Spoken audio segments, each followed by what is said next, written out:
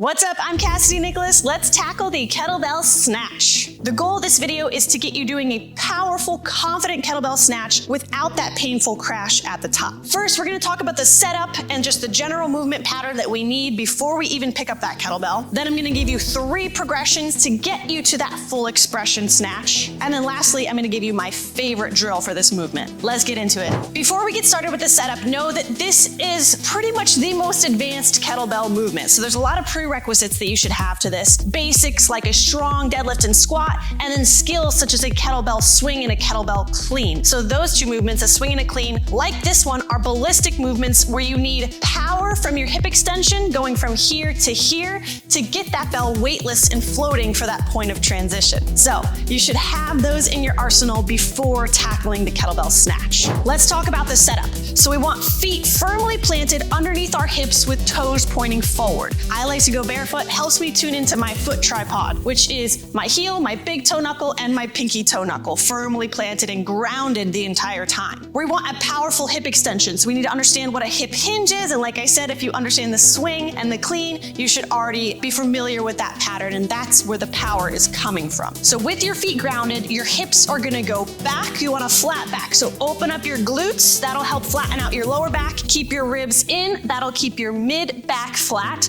and then as long as your shoulders are rolled back and not rolled forward, that'll keep your upper back flat. Make sure that you do a deep hinge, so the deeper the hinge, the more power. And what I mean by that is here would be a shallow hinge with my legs really long. Here would be a deep hinge, sending the glutes down and back a bit more so I can gain more power from the glutes and not just getting from the hamstrings and back. So with every repetition, we need this pattern, a nice deep hip hinge, and we're gonna come out of it with a ton of power. The amount of power needed for this movement is very similar to the effort that you would do if you were doing a max vertical jump.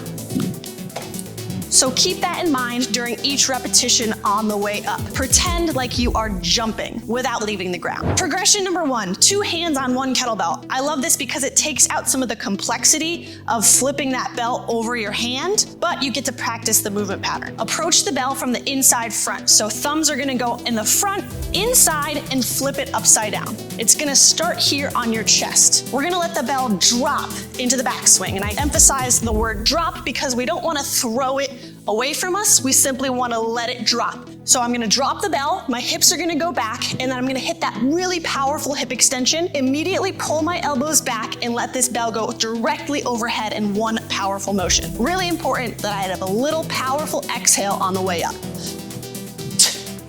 Back to the chest and back into the backswing. Drop, exhale, directly overhead. So I'm not keeping my arms extended like a kettlebell swing. I'm immediately reining those elbows back so that the bell is traveling fairly vertically. All the work is already done when my hips are here and the bell is about here. And what I mean by that is I use so much power out of my hip extension from here up, the bell is essentially just floating and you're assisting that transition with your hands.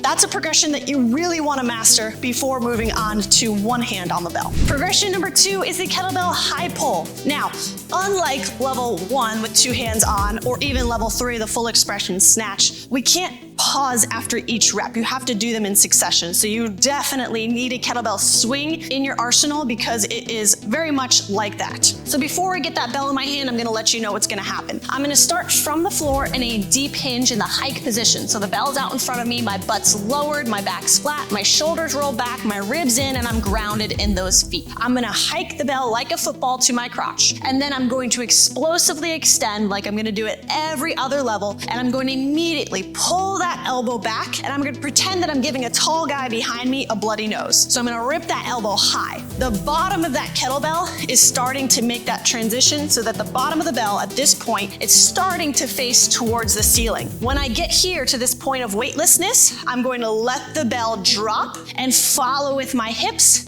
into the next rep. Make sure you use a short, powerful exhale on every rep for a little help from that core. So tilt the bell back. I'm making a triangle with my feet in the bell. I'm gonna drop my hips, spread my glutes, ribs in, shoulder back, and I'm going to hike,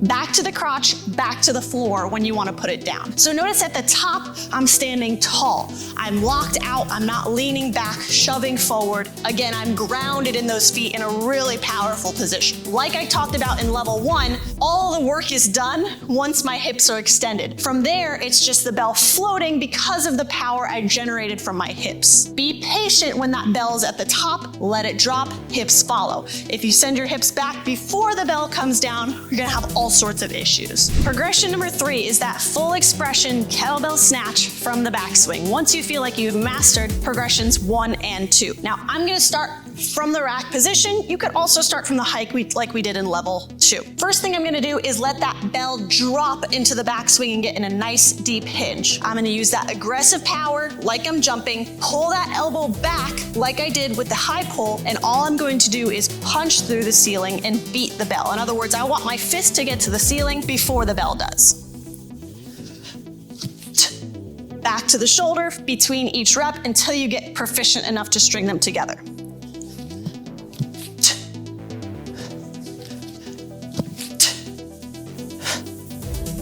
So that was a really brief demo for the most complicated progression, but I'm going to go into it deeper by going over my favorite drill for the kettlebell snatch. The biggest issue I see with the kettlebell snatch, every time somebody sends me a video for feedback, I take a screenshot in the middle of their snatch, and sure enough, the bell is too far away from you. So the bell can only come back and crash on you if it gets away from you in the first place. If I were to slow down a kettlebell snatch, the bell is taking that flipping journey right out of the backswing. So rather than just flipping over at the top, it is flipping the entire way up. We get it to flip the entire way up from a combination between how much power we generate from the hips and how soon and aggressively we pull that elbow and shoulder back, so that the bell is traveling actually pretty vertically on the way up as opposed to having a big arc. So here's my favorite drill that you can use at any level of the kettlebell snatch. It's the wall drill. So I want you to stand an arm's distance away from a wall. So straight arm, palm on the wall, and then find your grounded feet, find your starting position that we talked about. So I'm gonna start in the rack position and do the same exact thing I just showed you, but I'm just gonna do it in front of a wall.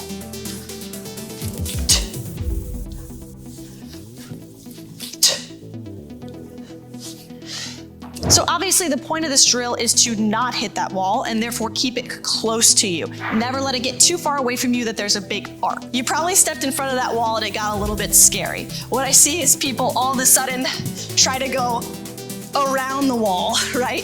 But we cannot do that. In fact, the bell does not actually go around the wrist like you may have learned with the kettlebell clean. It does, in fact, go directly over. So we need to take the bottom of the bell, and it is going directly towards the wall, but we already generated the power and pulled it back so that it's traveling vertically in front of the wall, and then we could punch it through. I guarantee you that if you are hitting those points, if you're using enough power and you're doing it in front of a wall, then that bell should not be smacking you at the top. Quick note that you can also practice levels 1 and 2 with the wall drill.